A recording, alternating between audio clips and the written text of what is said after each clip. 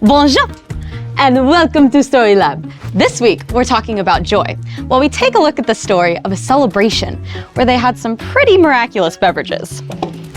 Who's gonna help me slice the cheese?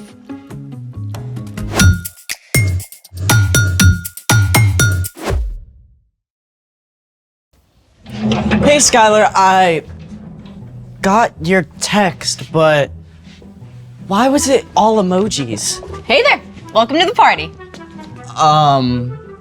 Barbara. Up. Intros first. Hey everyone, welcome to Story Lab. I'm Barbara. And I'm Sebastian. This week, we're talking about joy, which is choosing to celebrate what God is doing. And speaking of celebrating, on to the feast.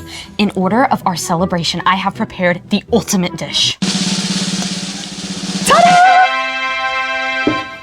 I call it macaroni and cheese a la mode, covered with chocolate avocado and ginger snap crumbles. Mwah! Okay, I give up. What is all this? Why the emojis? Why the avocado? And why are you Barbara? Silly Sebastian. Today is our July Day extravaganza. July Day? Yep, I made it up. You don't say. You know those random holidays like Talk Like a Pirate Day that sound fun but almost no one actually celebrates? Arr. Well, I decided to take all of the holidays in July and mash them into one big celebration called July Day. We have National Mac and Cheese Day, National Emoji Day, Barbara Day, all together in one big extravaganza. That actually sounds kind of cool.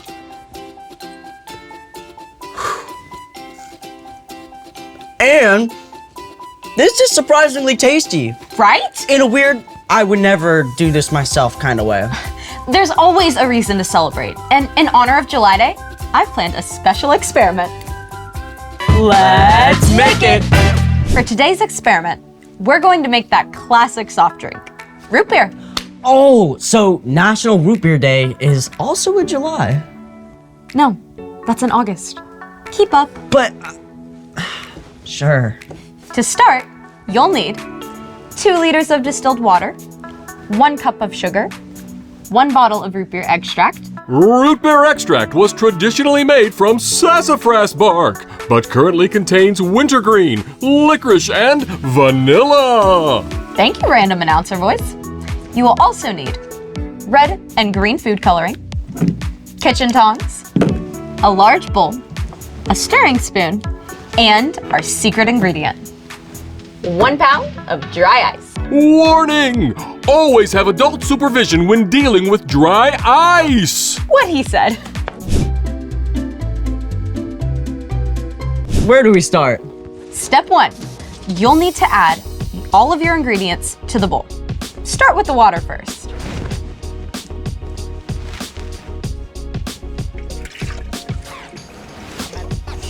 Step 2, pour in the whole bottle of root beer extract.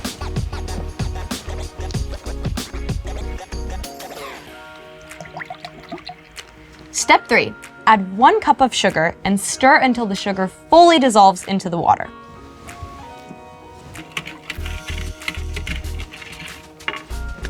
Step 4, in order to get that signature root beer brown, mix in the red and green food coloring, using about twice as much red as green.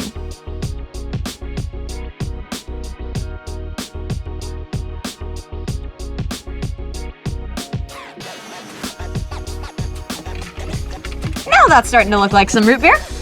But it's kind of flat. Where are all the bubbles? That's where we bring in the dry ice. Step 5. I gotta ask, how can ice be dry? Dry ice isn't frozen water. It's actually frozen carbon dioxide. Oh yeah, carbon dioxide is what we breathe out when we exhale, right? Correct. And carbon dioxide also makes all the bubbles you find in soda. Let's do this. Wait! Do not touch dry ice with your bare hand or without a grown-up, because it's 109 degrees below zero. Yikes, that's Arctic. Ready?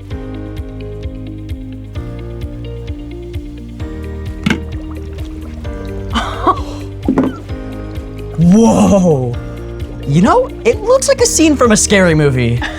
When dry ice is added to a liquid, it immediately changes to a gas through a process called sublimation. The gas fizzes, creating carbonation. Check out all the bubbles. Aw, cool. Could take a while for that dry ice to sublimate. While we wait, it's time for... The story before the story. Today, we're in the book of John, which tells the story of Jesus. Jesus came to earth as a baby. He's the Son of God, but we don't know much about his early years. We do know that just like us, he had a lot to learn. As he grew up, Jesus became wiser, stronger, and more pleasing to God and to people.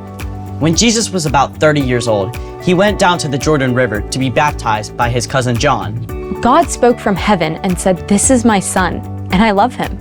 Afterward, Jesus began to teach and gather followers. Which is where our story starts. Take it away. Hey everyone, I'm Jen.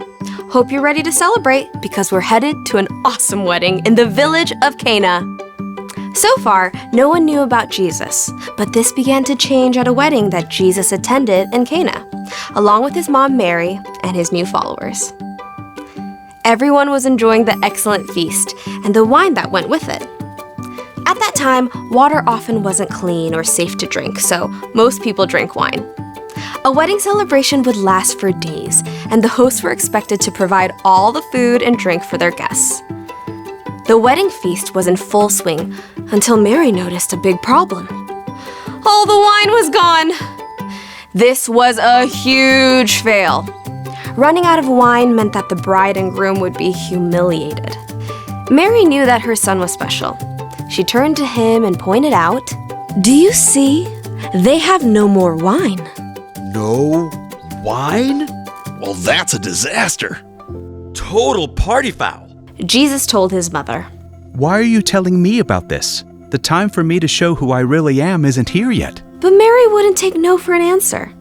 She marched up to the servants and said, "Do what he tells you." Okay. 6 giant stone jars stood nearby. These were used for ceremonial washing and could each hold more than 20 gallons of water. Fill the jars with water.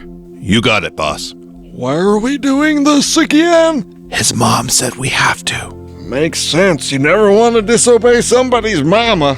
After the jars were filled, Jesus told the servants, Now dip some out.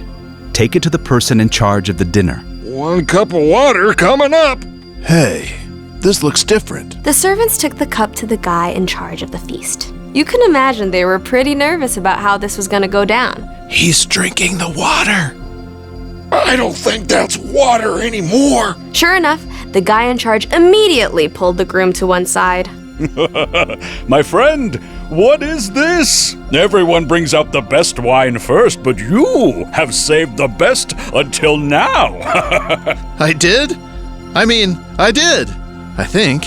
The bride and groom were saved from major embarrassment, and everyone could continue their celebration. Jesus chose to turn water into wine as his very first miracle. He did something incredible, simply so a group of family and friends could continue to celebrate and enjoy each other's company. The end! Those servants, can you imagine their faces? Total shock. Cleaning water one moment, expensive wine the next. God loves a celebration for sure. So, what's our part in the story? Well, Jesus showed how important it is to find joy in spending time and celebrating with family and friends. So go to all the birthday parties. It's true that parties are great, but that's not the only way we can celebrate. Usually, it's just looking to share some joy in the ordinary, everyday things. Like if you just finished reading a great book, you can share it with your friends so you can both enjoy it. Or you can celebrate that it's Friday and give some cookies to your neighbors. When my mom and I finish weeding the garden, we celebrate by making super awesome frosty lemonade. Celebrating the little things can bring so much joy to your day. Oh, my new puppy just learned how not to pee on the carpet. Can we celebrate that? Absolutely. I bet your mom is celebrating already. I think I saw tears of joy. Thanks for bringing me joy today. See you next time. Bye. So here's the thing. Jesus showed us how to have joy. And Jesus valued celebration because it brings people joy. Now can we celebrate our root beer? You know it.